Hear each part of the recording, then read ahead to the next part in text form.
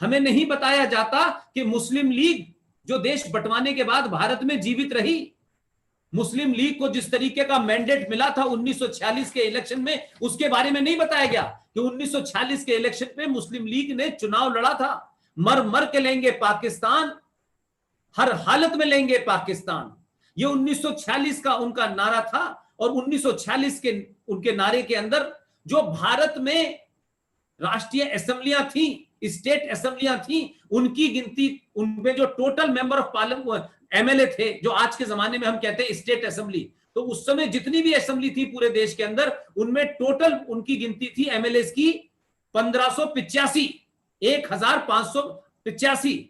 उसमें से 492 सीटें मुसलमानों के लिए रिजर्व थी। अब आप सोचिए कि पूरे देश की 1585 सीटों में से 492 रिजर्व सीटें थी और 429 सीटों पे मुस्लिम लीग जीती। उत्तर प्रदेश में 66 में से 54 सीटें, बिहार में 40 में से 14, मध्य प्रदेश में 14 में से 12, बॉम्बे में 30 में से 30, मद्रास में 28 में से 28, आसाम में 34 में से 31, पंजाब में 86 में से 74, बंगाल में 109 में से 119 में से 113। तो मेरा सिर्फ ये इसलिए कहना है कि यूपीएससी के बारे में तो जो काम सुदर्शन जी ने किया है, सुदर्शन चैनल ने किया है, अशोक जी ने किया है, उसको समझने से पहले इस मानसिकता को अगर हम नहीं समझेंगे तो हम आइसोलेशन में जब देखेंगे, या कुछ लोग, एक बहुत बड़ा वर्ग है जो इस इशू को एक आइसोलेशन में देखना चाहता है, क्योंकि उस आइसोलेशन में देखने से उनका एजेंडा पूरा होता है। लेकिन मेरे और आपके बीच में जो हजारों लाखों लोग आपके माध्यम से देश दुनिया में सुन रहे हैं, उनको ये जो आज कैंसर हो गया है, जो आपके कभी पैर में था, फिर आपके शरीर में हुआ, अब आपके दिमाग में कैंसर हो चुका है। भारत रूपी व्यवस्था कैंसर ग्रस्त है और इसको कैंसर ग्रस्त रखा गया ताकि एक समय पे जब ये आए और हालात ऐसे हो जाएं तो कहें कि अब तो भाई देखिए भारत को कैंसर हो चुका है, अब इसका ऑपरेशन करके इसमें से कुछ हिस्सा अलग कर दें तो ही बचाया जा सकता है। ये हम एक्सपेरिमेंट 1947 में ये बातें सुन चुके हैं। तो 1947 आ गया, 1950 में संविधान लिख दिया गया, संविधान भी आ गया, संविधान में भी बहुत सारी बातें थी जो लागू नहीं की गई, संविधान में जो नहीं थी उन्हें सन 1976 में भारत के संविधान में डाला गया। तो मैं अपनी कुछ बातें रखना चाहता हूं, और जब इस बात को आप समझेंगे तो आप पहुंचेंगे इस नतीजे पे कि सुरेश के चौहान ने जो किया है, उनकी भाषा से बहुत लोगों को शायद कोई तकलीफ हो सकती है। अब ऐसा तो नहीं हो सकता कि अंग्रेजी पे कोई आदमी आस्तीन चढ़ा चढ़ा के अंग्रेजी बोलता हो तो लोग कहें कि साहब ये अंग्रेजी नहीं, अंग्रेजी तो बड़े धीरे धीरे बोली जाती है, बड़े प्यार से बोली जाती है, तो अंग्रेजी में चिल्लाया नहीं जा सकता। तो अगर कुछ लोग अंग्रेजी में चिल्ला चिल्ला करके टेलीविजन चला सकते हैं, तो सुदर्शन चैनल को सुरेश के चौहान, जो उनका व्यूअर है, जो इस देश का जनमानस है, जो 80-90 करोड़ हिंदू हैं, वो अपनी सिर्फ हिंदी भाषा समझते हैं, लोकल भाषा के तर्क समझते हैं, वही मुहावरे समझते हैं, और अगर वो अपनी बात जनमानस तक पहुंचाना चाहते हैं तो उनका अंदाज भी वही होगा। वो टाई लगा करके, पैंट पहन करके इस्लाम की तालीम नहीं देंगे उस जाकिर नायक जैसे फ्रॉड की तरह।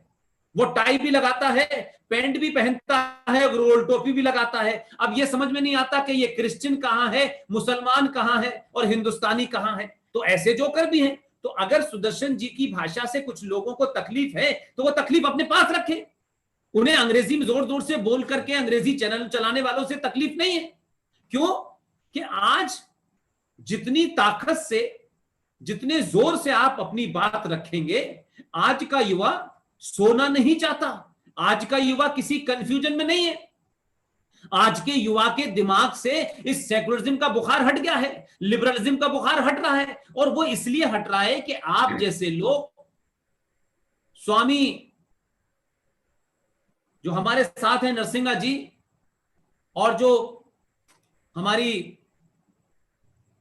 बहन है, ये तमाम सारे लोगों ने कुछ सोच करके ये चोगा पहना है कुछ सोच करके यहां आए हैं। इनमें से किसी को अपना मठ नहीं बनाना, करोड़ों अनुयायी नहीं बनाने, उसमें एक्सप्लॉयटेशन नहीं करना, इनको कोई सत्ता का खेल नहीं खेलना। बड़े बड़े महंत हैं, बड़े बड़े साधु हैं, बड़े बड़े मठ हैं और तमाम लोग हैं, लेकिन क्या मजाल है कि 90 करोड़ हिंदू इस देश में मेजॉरिटी होकर के धूल चाट रहा है और कुछ लोग 20-25 करोड़ लोग उन्हें दिन में धमका रहे हैं। सत्ता आपकी, व्यवस्था आपकी, पुलिस आपकी, सेना आपकी, सरकार आपकी, न्यायपालिका आपकी, और आप सब जगह न्याय से चलना चाहते हैं, कानून से चलना चाहते हैं, संविधान से चलना चाहते हैं। उसके बाद भी जुगनू सूरज को डरा रहा है। और हम ये सनातन समाज के लोग, उनसे मैं एक ही बात कहना चाहता हूं, आपकी राजनीतिक प्रतिबद्धता किसके साथ है ये मेरे लिए महत्वपूर्ण नहीं है। मैं सिर्फ एक बात कहता हूं, हिजड़ों की बारात में जाने से अच्छा है किसी बहादुर के जनाजे में जरूर जाएं। ये जो दौड़ हो गई है कि हमें सब कुछ सत्ता से चाहिए, इसलिए हम अपने मूल प्रश्नों पर नहीं आ रहे, जो जड़ है उसको नहीं बचा रहे। हम पत्तों पे पानी लगा करके आगे बढ़ना चाहते हैं। और यह भी सच है कि परिस्थितियां, आज सत्ता में कोई भी बैठेगा, परिस्थितियां ऐसी नहीं है कि आप एक ही दिन में सब कुछ बदल देंगे। और जैसे जैसे आप संविधान को स्थापित करेंगे, इस देश के कानून को स्थापित करेंगे, तो वही होगा जो आज इस देश में हो रहा है। वो शाहीन बाग पे भी आएंगे, वो दिल्ली में दंगा भी करेंगे, वो बंगलौर में भी मकान लूटेंगे, वो मलियाना करेंगे, मेरठ करेंगे, आजमगढ़ करेंगे, सहारनपुर करेंगे, मुरादाबाद करेंगे, अलीगढ़ करेंगे, वो सब कुछ करेंगे। क्योंकि आप उनकी 70 साल पुरानी जो झूठ और मक्कारी और फरेब के ऊपर एक मजहबी जिहादी सोच के साथ जो आपने उनको सत्ता में बैठा रखा है, जो आपने सत्ता में रहते हुए एक पैरेलल सत्ता खड़ी कर दी है, एक आदर्श न दिखने वाली सत्ता उनको दे दी है, उसको जब आप उनसे वापस लेंगे तो क्या आपको लगता है कि वो आपको लेने देंगे? इसलिए धारा 370 और 35 पे हटी तो सिर्फ भारत का मक्कार मुसलमान ही इसके खिलाफ नहीं बोला। बांग्लादेश में लाखों की रैली हुई, पाकिस्तान में परेशानी पैदा हो गई, दुनिया के बहुत सारे देशों में सवाल होने लगा। और आपके देश में 3-4 नवंबर को चुनाव है, आपके देश में भी वहां पाकिस्तानी मक्कार मुसलमान हो या भारत का मक्कार मुसलमान हो, वो भी वोट इस बुनियाद पे दे रहा है कि कौन आदमी है जो कश्मीर पे मुसलमानों का और जिहादियों के रुख का समर्थन करेगा, कौन है जो इस्लाम, जो पूरी दुनिया में कत्लो गारत कर रहा है, हिंसा फैला रहा है, कन्वर्जन कर रहा है, लूट रहा है, बलात्कार कर रहा है। वहां भी आपके देश में एक प्रेसिडेंट का कैंडिडेट ये कहता है Islam is the religion of peace, और हम जीतेंगे तो हम पूरे इंस्टीट्यूशंस में कुरान को लागू करेंगे। तो ये राजनीतिक व्यवस्था की स्थिति आपके देश में है। इसलिए इस बातचीत के रेफरेंस में एक बार फिर राजलक्ष्मी जी, वंदना जी, अशोक जी के माध्यम से बार बार यह कहूंगा कि आप पूरी ताकत लगा दें, पूरी ताकत लगा दें। हमारे शरीर में स्वामी नरसिंह राव जी के और हमारी जो बहन है, इन सब के जिसमें जितनी ताकत है, जितना भी बल है, हमें सत्ताओं का कोई साथ नहीं है, न सत्ताओं से हमने साथ लेने की कोशिश की, लेकिन हम पूरी कोशिश कर रहे हैं कि ये 2024 में नरेंद्र मोदी का इलेक्शन होगा, तीसरा। लेकिन हम भारतवंशी आज ये कह रहे हैं, मैं खुद कह रहा हूं, मुझसे हजारों लोगों ने ये कहा है कि जब जब यूएस के लोगों से बात करो, इस बात को उनको बोध कराओ, उनके अंदर जात के नाम पे, इलाके के नाम पे, विचारधारा के नाम पे उनको नहीं बंटना है।